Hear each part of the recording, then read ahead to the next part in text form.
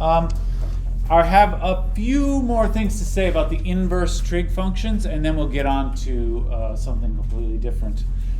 So a few more things. Maybe I'll just refresh our memory first about the inverse trig function derivative formulas.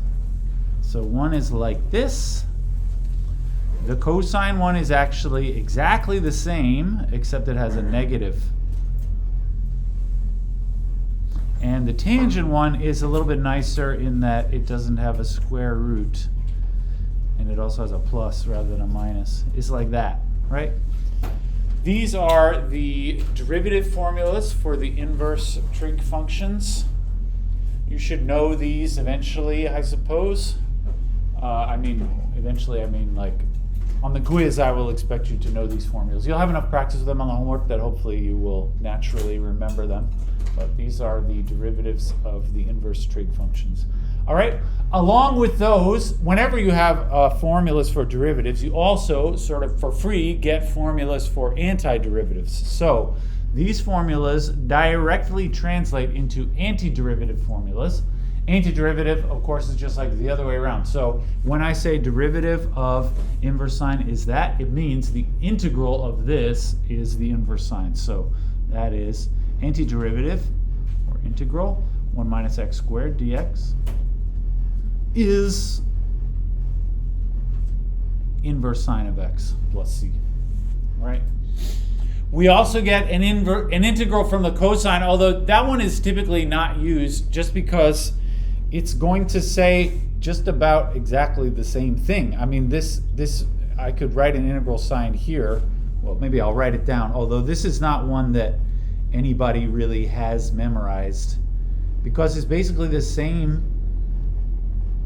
What you see inside the integral is the same as that except for the minus sign. And so if you really wanted to take the integral of this, typically you would just factor the minus sign out and then make it into an inverse sign. So this one here, I will say, maybe I'll, I don't know how I can indicate this.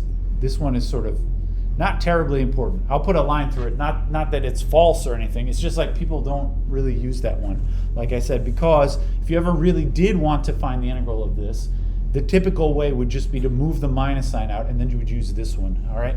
It is, like I mentioned this last time, it is a little weird that you get inverse sine from this one, you get inverse sine from this, or inverse cosine from this one, even though they're basically the same thing. But this is because the inverse sine and the inverse cosine are actually more or less like as functions, they have basically the same shape. It's just one is sort of the reflection of the other one. All right. The last one, the third one, really is useful though. So this one we are going to see fairly often. This is inverse tan of x plus c. All right. So the first one, and the arcsine and the arctan integration formulas, those ones are actually quite useful. The cosine one, like I said, it's not wrong or anything. It's just that people don't really talk about it all that often. All right, so I just have 3 examples just of doing these integrals. So using these various formulas. So the simplest kind of situation would be a situation in which you just straight up use the formula as is, right? For example, if I'm doing the integral 0 to 1 of that function, I use the formula as is. You can still see the formula at the top there. The integral of that is the arctan, or the inverse tan. Rather than plus c, I'm going to plug in the 2 values, 1 and 0. And then we plug the values in. So this is inverse tan of 1 minus inverse tan of 0. Now these you could do on your calculator, but actually for these values we can do them by hand. Inverse tan of 1 and inverse tan of 0. How about the 0 maybe? When you say inverse tan of 0, that means what is the angle whose tangent is 0? Any masters of tangents out there? Is there an angle where the tan of that angle equals 0?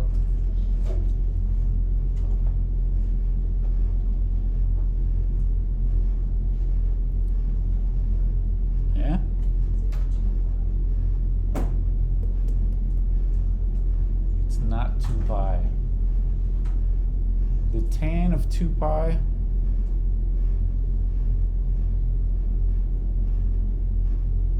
This is not a bad idea. Anyone have a better idea? Is it pi over 2? Or is that No. 10? You want something where the tan is 0.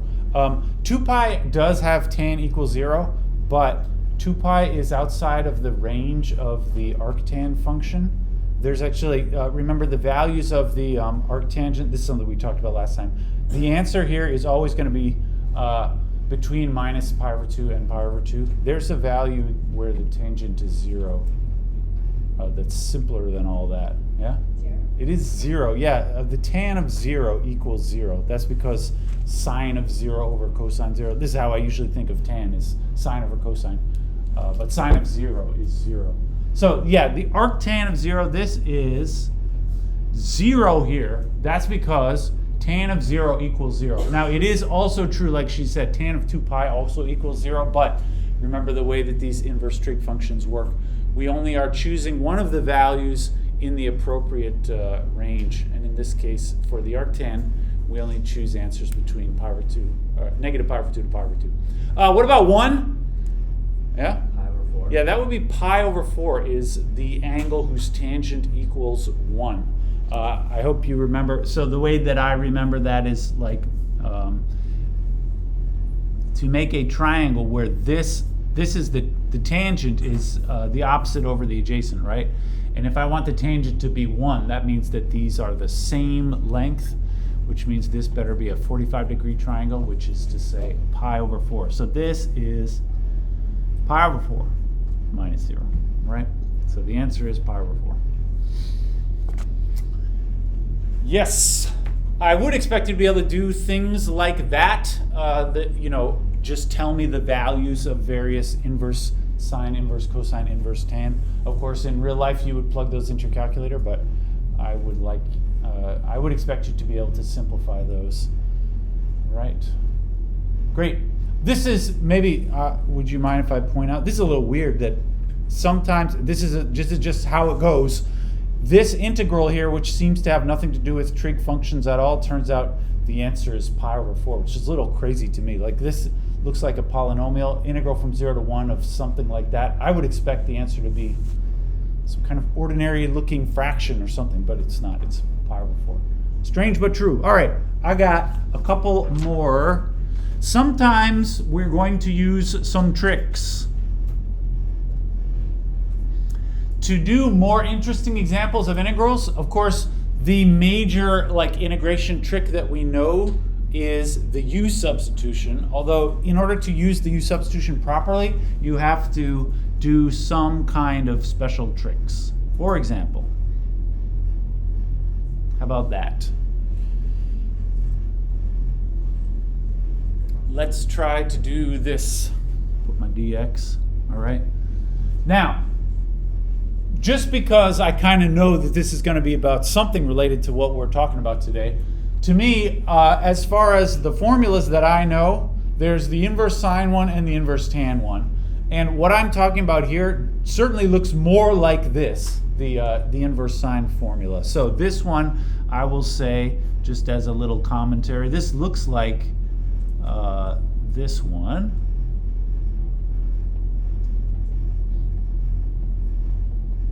Now they don't look exactly the same, right? And that's sort of our job, is to make this look exactly like that. And the way that we're going to do that is by doing a u substitution. The idea is sort of, if I turn this into u, I can make it look exactly like this, where the u is something or other. All right. The trick here though is you might be tempted to say, let's say u equals 4x. And then this 4x squared can just become u squared, and then it looks exactly like that, right? But there's actually a problem with that. Anybody see the problem with that? If u was 4x, then this would become just all of this, but it'll say 1 minus u squared instead of 4x squared, and then I can use this formula directly. There's a slight technicality issue with doing that. Yeah? It's because the 4 isn't also being squared, she said. Yes, this I agree completely. You actually should not exactly use this, so this is close, but we have to force this to look exactly like that, and the way to do that is the problem is the squaring does not include the 4, the way that it's written that way, because of the order of operations. You square first, and then you multiply by 4. So this is a simple trick, but it's like this. I want to rewrite it that way. So 4 times x squared is the same as 2x, the whole thing squared. All right? Those are the same. It's all about the parentheses. I don't know if you all parentheses haters out there. I've heard that there are some parentheses haters in this world. I don't know how they go through life, but it's true. The parentheses matter. And if because there are no parentheses here, it means the 4 is not participating in the squared. But you want it to in order to make this substitution. So do that. This is just a very simple little trick. And now I can do this substitution. U equals 2x. It should not be u equals 4x. It's u equals 2x. All right. And then the rest of the substitution. So the du is just going to be 2 dx. I will, as usual, divide the 2. 1/2 du equals dx. And then when I do the substitution, it becomes integral 1 over square root 1 minus u squared. And then dx is 1/2 du.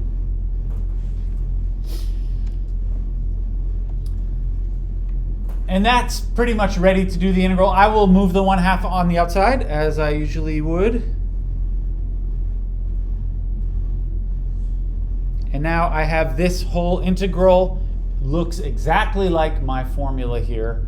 The answer is inverse sine of u plus c.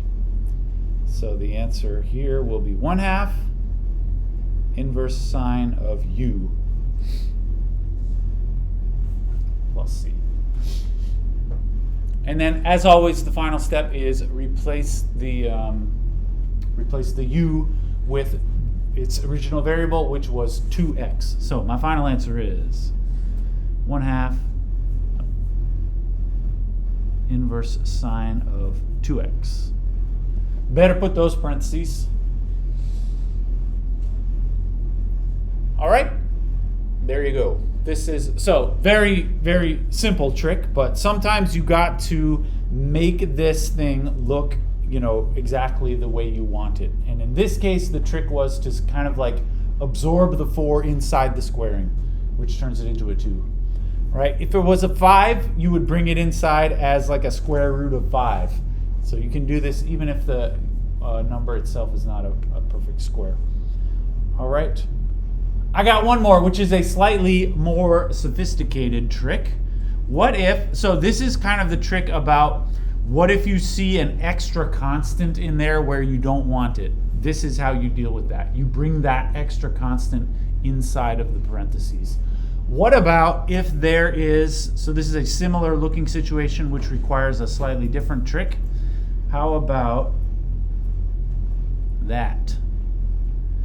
Again, this is on the same general theme of like there's an extra constant there. The 16, I would like it to be a 1. So my formula that I intend to use eventually is the arctan one. So eventually I'm going to use this formula, but it doesn't apply directly because of this 16 rather than 1 here. All right? And unfortunately, there's, like, you can't do the same trick that we just did. There's no convenient way to absorb the 16 inside of the squaring. Really, in order to use this formula, it must be a 1 right there. It can't be anything else. Anybody have a suggestion? There is another trick we can do to kind of, the idea is you want to make that a 1. Any thoughts? Force it to be a 1.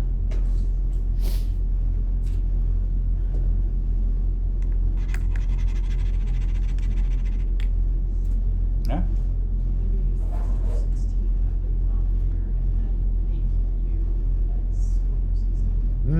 I like this idea. She says factor 16 out of the denominator. another way to think of that is like divide through the denominator here by 16. Divide it out. That'll cause this 16 to become a 1, all right? I mean, if you want to change the 16 into a 1, your options are basically subtract 15 or divide 16. And it's better, in this case, you don't want to subtract. That just messes it up more. Although those are both fairly good ideas. So I am going to divide 16 out of the denominator, or factor 16 out of the denominator is the way she said it, which is perfectly fine. Like so, right?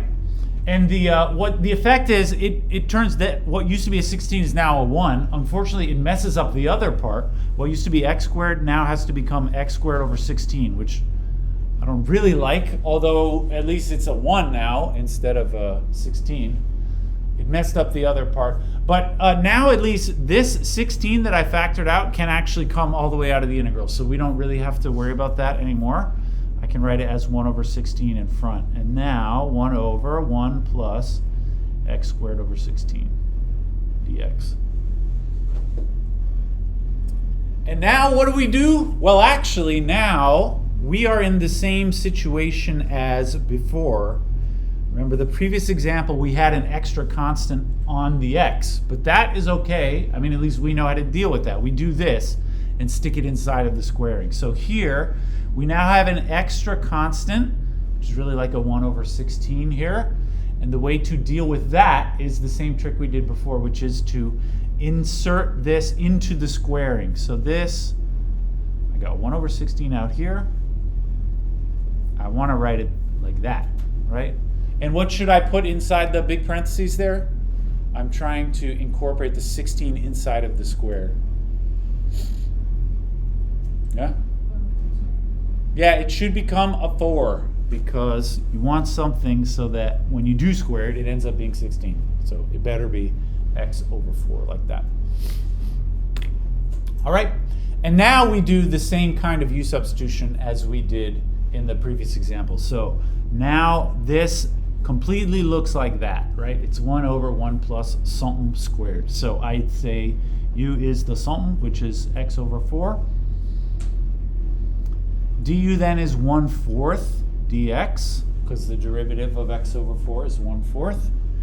And then the constant thing, I move the 1/4 over to the other side. That would be actually just multiplying 4. So it'll say 4 du is dx.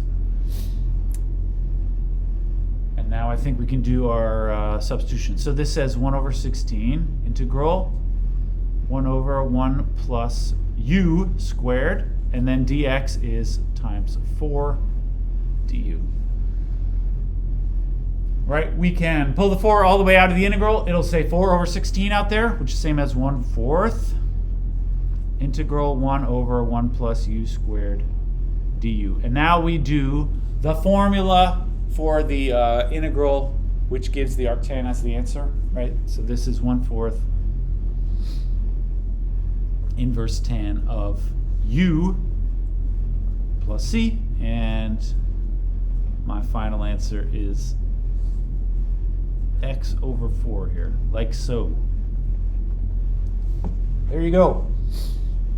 All right, it's a bit of a journey, but this is, you know, a fairly simple trick. You divide, or you do some weird thing to make that. Remember where we started? It was a 16 over here that we didn't like, and so you do this kind of a trick. And the result of that 16 is actually to add a bunch of 1/4 in there. All right, this is actually, this is not, of course, nothing special here about 16 as a number. Like the same thing you can do no matter what that other number was. And generally speaking, this works generally.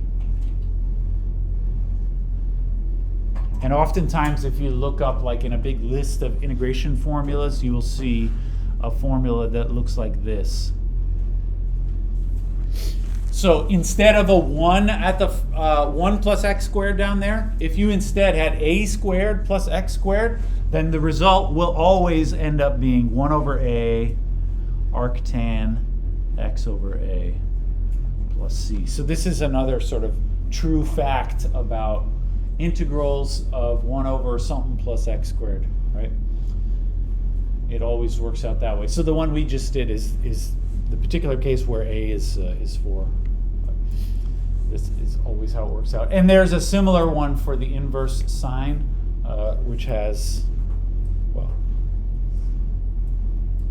you can do the same trick for this, right?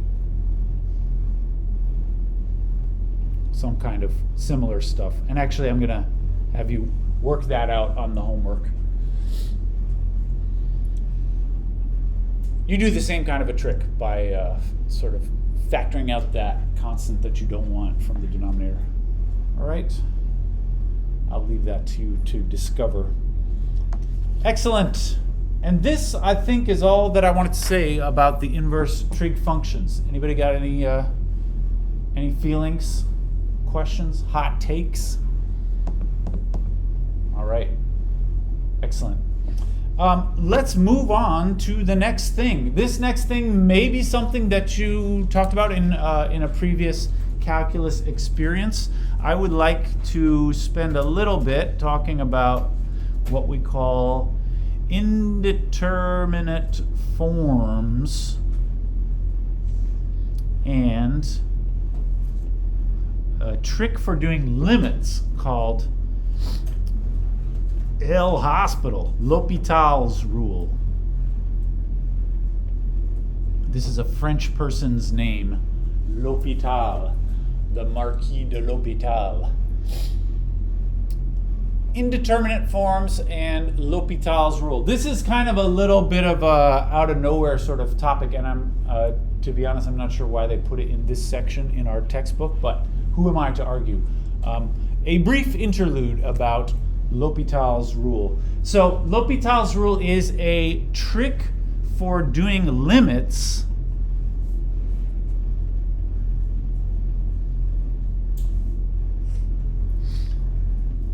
where I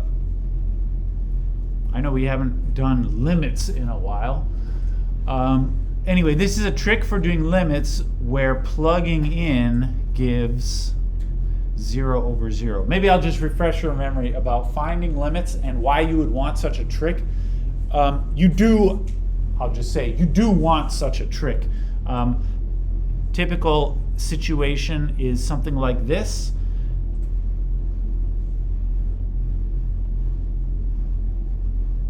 This is something that people, I'm sure, ask you to do questions like this in Calc 1 when you're just learning about limits. Even before you know anything about the derivative, you do things like this, find the limit. And I hope everybody remembers how you would do this if you had to do this. You just plug in the value that you're looking for. So this, I have lim as x going to 1.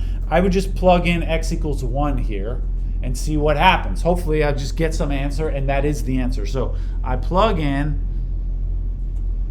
x equal 1, and what happens? I get 1 squared plus 2 times 1 minus 3 divided by 1 squared minus 3 times 1 plus 2. That is 3 minus 3 up top, 1 minus 3 plus 2. This is 0 over 0. And this is when all the children have sad faces. If you plug the value in and you just got some answer, some normal number like 2/3 or something, then that's the answer and you're done. Unfortunately, if you get 0 over 0, this is bad news. It means you need to somehow go back and simplify the answer. So that right here, this is referred to as an indeterminate form.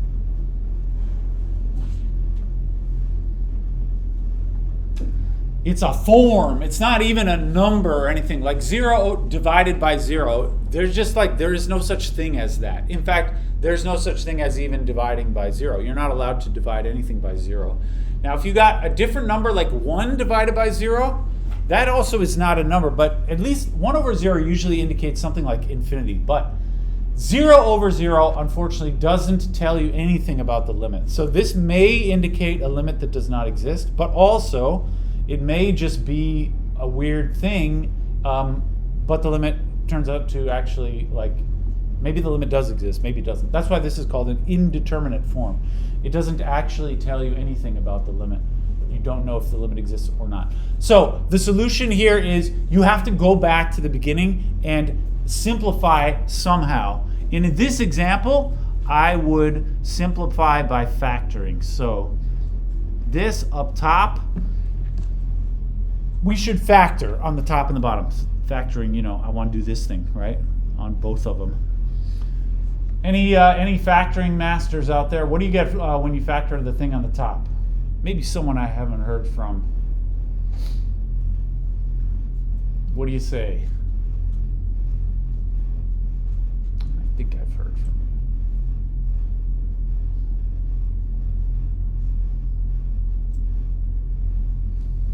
What do you think? What do I get when I factor the top? Excellent. I called her out. That's because I saw she already wrote it down. X plus 3 and x minus 1. Great. Remember, the two numbers, their product must be this one at the end, and they have to add up to the one in the middle. Great. And the one on the bottom, anybody get that one? What do you say? X minus 2. Minus 2 and minus 1. Great. X minus 2 and x minus 1. And now you can see some kind of magic is going to happen because x minus 1 and x minus 1 can cancel, right? And then you would try to plug in again. So now I'm going to plug in again, and it becomes 1 plus 3 over 1 minus 2. That's 4 over negative 1. Negative 4 is the answer, all right? So we started off, we got the indeterminate form of 0 over 0, but that doesn't mean the limit is 0 or infinity or something like that. In this case, the limit ended up being negative 4 anyway, all right? So the L'Hopital rule trick is to avoid all of this business. This is a real pain. Well, really, it avoids this factoring step. So the L'Hopital's rule, this can be used. I wrote can twice. This can be used whenever plugging in gives 0 over 0, all right? It is a way to avoid doing the factoring. Now, in this case, the factoring was not so bad, but sometimes the thing is much more complicated and the factoring will be much more complicated. So the L'Hopital rule can be used whenever plugging in would give you 0 over 0. And the way it works is, so this is a true fact, that the limit as, let's say, x goes to 0, f of x divided by g of x. This only works when you get 0 over 0, so I'll write that to begin with. If we get 0 over 0, then, sorry to squeeze that in, here's the trick. The limit of the fraction can instead be replaced by the limit of the derivatives. This I consider to be a very weird trick, but this is the L'Hopital rule formula. The limit of a fraction is the same as the limit of the derivative on the top and the derivative on the bottom, all right? Be sure not to sort of get it twisted with the quotient rule. I mean, the quotient rule is something that everybody knows. The derivative of a fraction is not that, right? When you take the derivative of a fraction, you don't just do the derivative on the top and also the derivative on the bottom. There's a more complicated formula for that called the quotient rule. But what I'm saying is, if you are doing a limit of this, then that limit turns out to equal the limit of this, which is the limit of the derivatives, all right? It is a true fact. It only works if you were going to get 0 over 0 to begin with. So anyway, can we apply this to our example above? It said lim x goes to 1, x squared plus 2x minus 3, and x squared minus 3x plus 2. You will see immediately why this is preferable to factoring. Factoring, you have to think through a little bit of business. You can instead do L'Hopital's rule here. I am using the formula in the box. You still have the lim. I said lim x goes to 0. This is not what I meant. It doesn't, sorry, in the box here, this does not have to go to 0. It's just that you have to get 0 over 0 when you try this limit. But it doesn't matter if the x is approaching 0 or not. This is usually written, it's an easy fix. I'm just going to put, it doesn't matter, any number down there, which is usually written as x when you see this, as a. When you see this formula written, it's usually got a there.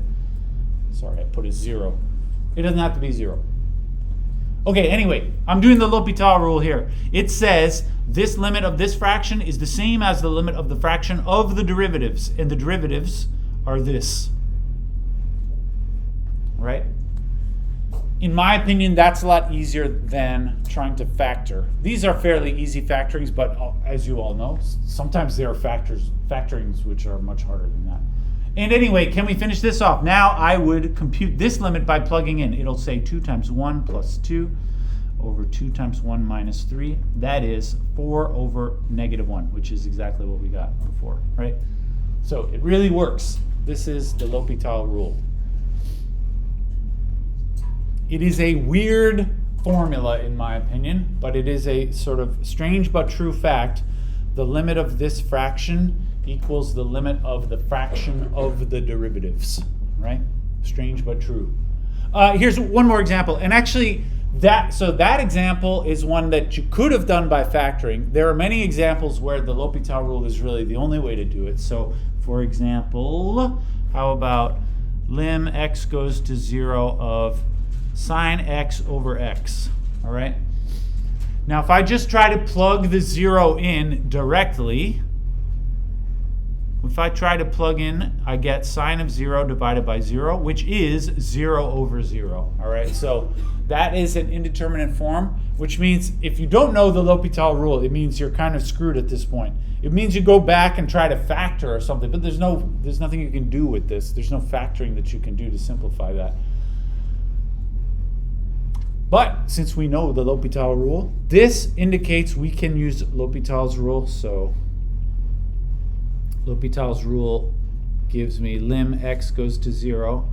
Sine x over x, I take the derivatives. It becomes lim x goes to 0 of cosine x on the top and 1 on the bottom, right? I took the derivative on the top and the derivative on the bottom. And then what's that? Now I plug it in, and we get cosine 0 over 1, which is 1. 1 over 1. Cosine of 0 is 1. Everybody knows that. All right, so this is an example where really you must use the L'Hopital rule. It's not possible to simplify this in some other way. All right. Excellent. I thought we should, I have several more examples, but I wanted to give you like the very short reason of why you should believe this is true. So the formula, I will remind us again. I'm going to write this in a slightly more formal way here.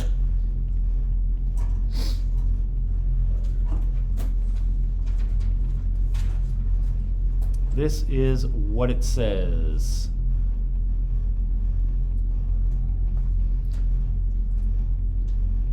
The limit of the fraction is equal to the limit of the fraction of the derivatives. All right, and this is true when f of a equals 0 and g of a equals 0. That's very important, but all that means, you could say this more informally speaking, all that means is you get 0 over 0, right? It means when you try to plug the number in, of course, when I say plug the number in, the number I'm referring to is this a. When I try to plug the number in, I get 0 on the top and also 0 on the bottom, right? That's what this when business means. It means you get 0 over 0 when you try to plug it in. And what it says is this limit equals this limit. Why should you believe that? It's not so hard to be convinced of this. I'm going to just kind of draw a picture here. So the idea is, let's say like A is over here, right? And the when part says when f of a is 0 and g of a is 0. So that means I'm talking about two different functions, but they both go through this point right here on the x-axis because the y values are 0 for both of them. So I'm talking about two functions. I don't really know what they look like, but they both go through this point here, right?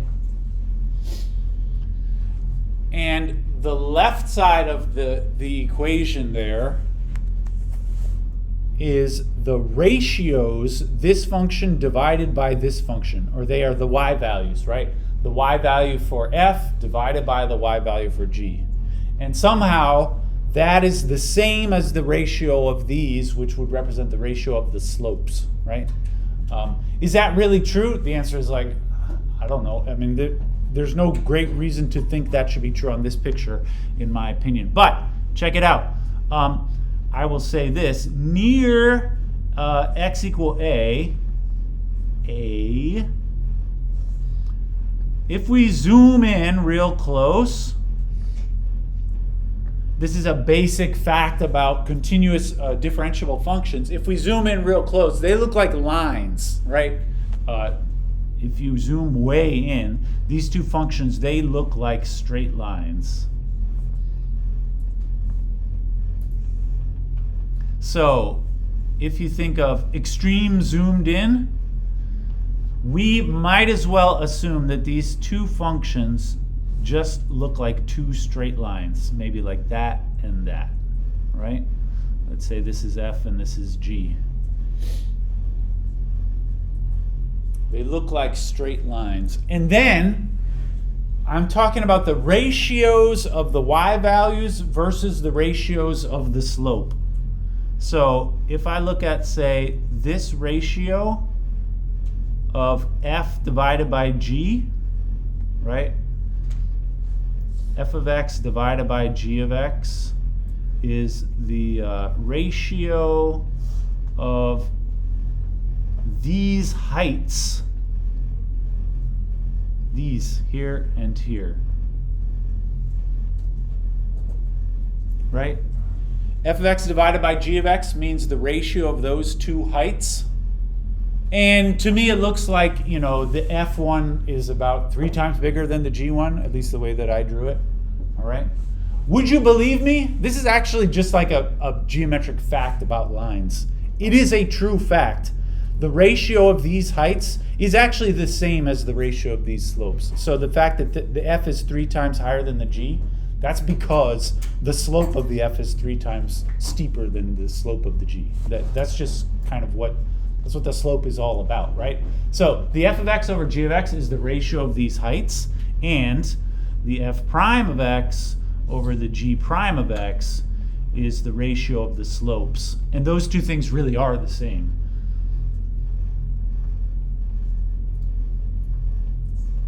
If the slope of one is twice as big as the other, then the height of one is twice as big as the other. That's kind of what the slope is all about, right? So the ratio of these heights, the ratio of the slopes. They're the same. Sorry for all my arrows here, but I hope this is getting across. They are the same.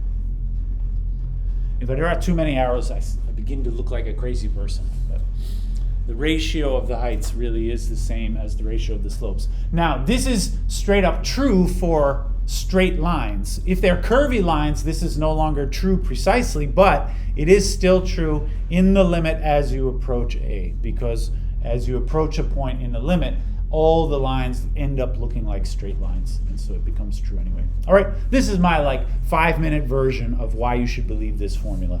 The limit, the ratio of the heights really is the same as the ratio of the slopes, at least when you zoom in like crazy near a certain point.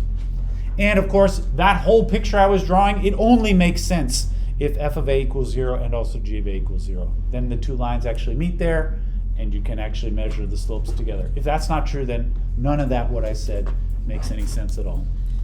All right, we got about 15 minutes. I think that's enough time to do a few more examples. So you don't actually need to understand the geometry of it to do the examples, although it's worth understanding. How about this? So all of these will be examples where you really need the L'Hopital rule. You can't just do these by factoring or some other simpler method. All right, natural log of x over x minus 1. So as a preliminary step, you must always just try to plug it in and make sure that you really do get 0 over 0, because if you don't, then you can't use the L'Hopital at all. So here I'm going to plug in. I get natural log of 1 up top 1 minus 1 on the bottom, all right? By plug in, remember, I mean plug in this value down here, x approaching 1, so I plug in x equals 1. And on the bottom, we have 0. On the top, we have the natural log of 1. I hope you remember the natural log of 1 is 0. This is a fact about the natural log. So that the fact that we got 0 over 0, it means that we can use the L'Hopital rule. So I will replace this with, you still write the lim, but now I'm taking derivatives on the top and on the bottom. Anybody want to say, what's the derivative on the top? I hope everybody remembers. You better remember because you did the quiz. What do you say? 1 over x. Yeah, derivative of ln x is 1 over x. And on the bottom, x minus 1, what do you say? 1. Yes, 1. All right, maybe I would, before, well, we can try to plug this in, I suppose, or just before, I like to kind of simplify if I can. I mean, 1 over x divided by 1, it's just 1 over x, right? Just as a little sanity before we try to plug the value in. Anyway, now plug the value in. This becomes, I plug in again, 1 divided by 1, which is 1. And the answer is 1. Right? That's how we do it, the L'Hopital rule. This is another example where it's not really possible to do this by factoring or anything like that. All right? Excellent. That was a fairly straightforward one. Next, I have 3 more. We got more than that. Well, we'll see how far we get. There are some little sort of ins and outs which happen from time to time that we need to deal with. It's not so, nothing too crazy can happen when you're doing L'Hopital's rule, but anyway, let's try this one. Cosine of x minus 1 divided by x. So this time, we also, again, we always have to start by plugging the value in.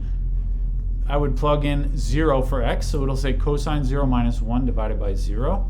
Cosine of 0 is 1, so this up top says 1 minus 1 over 0, 0 over 0. So we should try L'Hopital's rule in this case. This one, when I do the L'Hopital rule, cosine of x, the derivative, well, sorry, you should write lim first, x going to 0. And now, cosine of x, the derivative is negative sine of x. The minus 1 up there will go away when you take the derivative. And then on the bottom, I get 1. So plugging in x equals 0 gives me minus sine 0 over 1. And that's 0, right? 0 over 1, which is 0.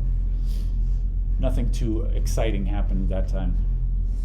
I got ahead of myself. The next one is where something exciting is going to happen. Manage your expectations when I say it's going to be exciting. Something slightly exciting will happen in the next one. All right, let's try. How about, this is a variation on the previous one. I'm going to put root x downstairs rather than just x. All right. Of course, root x is the same as x to the 1/2 power. But anyway, you should begin by just trying to plug it in and see if you really do get 0 over 0. It becomes cosine 0 minus 1 divided by root 0. This is 1 minus 1 over 0. So it is 0 over 0. So you do need the L'Hopital's rule. By the way, what should you do if you don't get 0 over 0? Like what if, you know, in every example you're getting 0 over 0. But what if when I did this first step here, I got something like, you know, 2/3? What should we do then? Just leave it. Yeah, then actually you don't need to do anything. Then that's the answer, right? If I'm asking you to find the limit of something and you really do get 2/3, then the answer is 2/3, and you know, drop the mic, back away slowly. That's it, right? The only reason you ever would want to use L'Hopital rule is if you get the 0 over 0, and if you don't, that's even better. Okay, anyway. Okay, do the L'Hopital rule here. We get, just like before, minus sine of x on the top.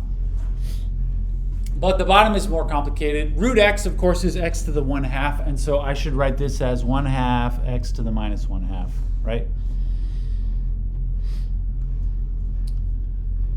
Okay, and I should put this lim here. Lim x goes to 0. You better put the lim. All right, and now what? If we try to plug this in, this becomes minus sine 0 over 1/2, 0 to the minus 1/2. How you like that? Sine of 0 is 0. What about 0 to the negative 1/2?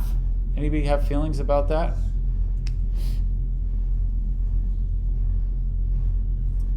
Zero to the negative 1/2. Is that just 0? This is something that certainly everybody knows that like 0 to any power is 0, right? Yeah, kind of. Like what about this 0? How about 0 to the minus 1? What is that? I mean, I kind of get where you're coming from if you say 0 to any power is 0, but 0 to the minus 1 is this, which is not anything, right? There is no such thing as that. Actually, the same issue comes from this. 0 to the minus 1/2 is not 0. It's 1 over 0, which is bad news, right? Actually, this is not something that I like to consider. This doesn't neatly give me any kind of answer here. The solution to this is, actually, I would say you should simplify this thing before trying to plug in. All right, let's simplify. Is there anything we can do to simplify this? The problem really is that I have a negative exponent in the denominator. But of course, a negative exponent, you can bring it outside of the denominator. When I have divided by x to the minus 1/2, that's the same as multiplied times x to the positive 1/2. So this is actually this one here. So I don't really like that, but this I can just simplify. I have negative sine x. In fact, I'm not even going to write this as a fraction anymore. Negative sine of x times, I had 1/2 in the denominator. That's the same as times 2, right? And I had x to the minus 1/2 in the denominator. That's the same as x to the positive 1/2 outside of the denominator.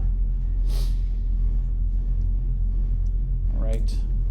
So the moral of the story here is, really, after doing these derivatives, in some cases, you want to simplify before plugging the value in again. All right.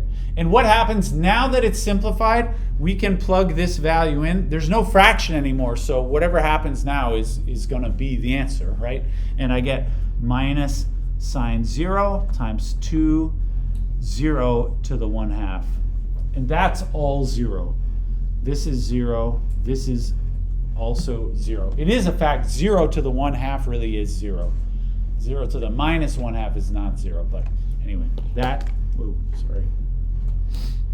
is 0. All right. So simplify before you try to plug in. This is my the moral of the story for that one. All right. Let's do one more, and then I think that'll do it for us for today. How about, this is on a similar theme.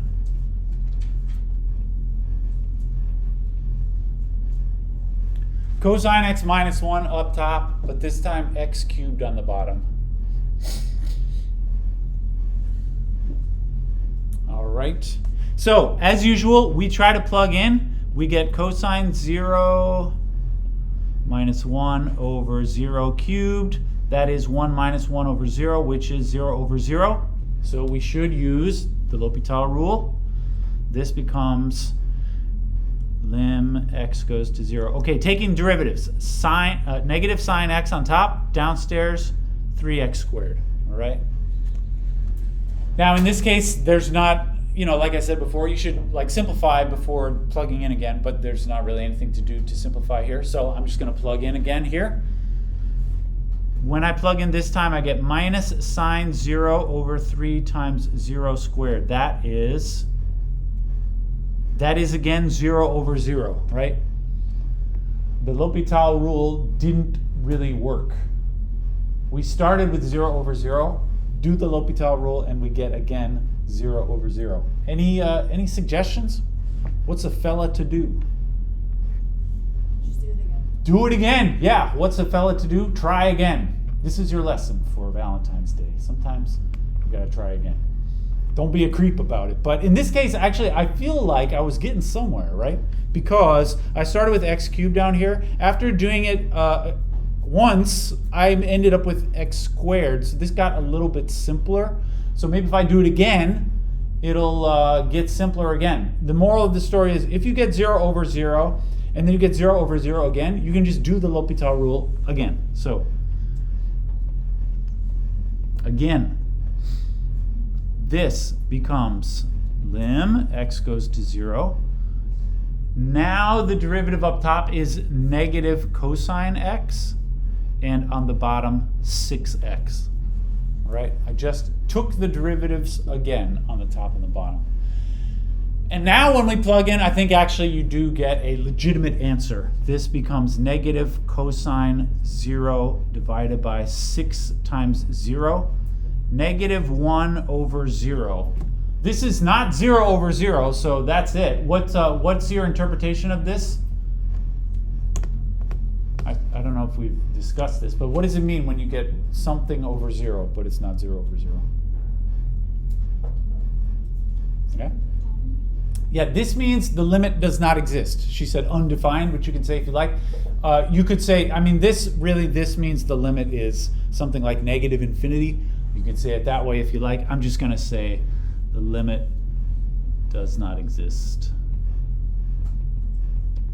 Sometimes I write DNE for does not exist. You can write it however you like.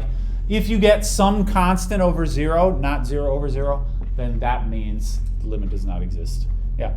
For the last question, since we got 0, would you have done that again too, or next time? This one. Yeah. I would not do it again. You should do it again if you get 0 over 0. Not just that. Yeah, but if you get 0, like 0 is just a straight up legitimate answer. So if you get 0, then the answer is 0. If you get 0 over 0 though, then that's when you have to do the L'Hopital. All right, that'll do it. See y'all on Wednesday. I hope you have a good weekend and a wonderful Valentine's Day.